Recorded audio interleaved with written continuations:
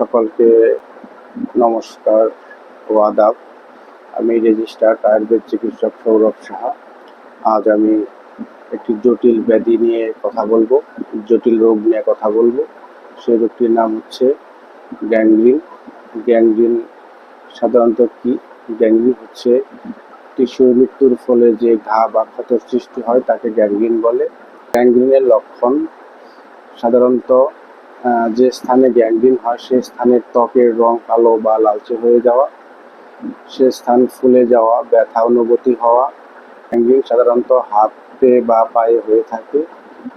যে হাতে বা পায়ে গ্যাংগ্রিন হয় সেটি সাধারণত শীতল বা অনুভূতি কমে যাওয়া।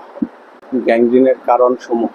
গ্যাংগ্রিনের কারণ বেশ কিছু কারণ আছে, তার মধ্যে সাধারণত হচ্ছে রক্ত সরবরাহের অভাবে গ্যাংগ্রিন হয়ে থাকে। যে স্থানে গ্যাংগ্রিন হয় সেই স্থানে রক্ত চলাচলের ব্যাঘাত ঘটে, টিস্যুর অক্সিজেন না পাওয়ার কারণে গ্যাংগ্রিন হয়। ডায়াবেটিস রোগীদের যখন সুগারের পরিমাণ অত্যাধিক হয়ে যায় তখন গ্যাংগ্রিন হয়।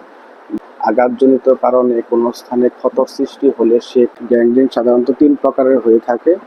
1 শুষ্ক গ্যাংগ্রিন, 2 ভেজা গ্যাংগ্রিন, 3 হচ্ছে গ্যাস গ্যাংগ্রিন।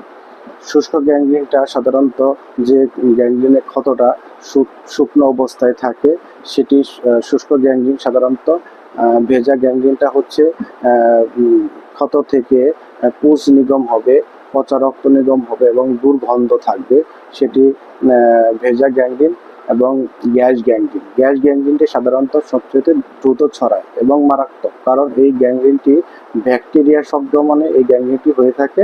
এই গ্যাংগ্রিনটি সাধারণত ক্লোস্ট্রিডিয়াম পারফেনজেন্ট ব্যাকটেরিয়ার আক্রমণে এই গ্যাংগ্রিনটি ছড়ায়। এই গ্যাংগ্রিনটি টিস্যুর গভীরে হয়ে থাকে।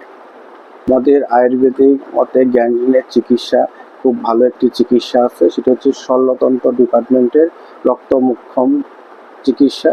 সেটি আমাদের আয়ুর্বেদিক রক্তমুক্ষমের মাধ্যমে আমাদের এই গ্যাংগ্রিন রোগটি ভালো হয় এবং আমাদের যে আয়ুর্বেদিক ভেষজ আছে, আয়ুর্বেদিক গাছগাছড়ার ওষুধ আছে, সেগুলা ব্যবহার করলে বা খেলে গ্যাংগ্রিনটি সম্পূর্ণ ভালো হয়ে যায়।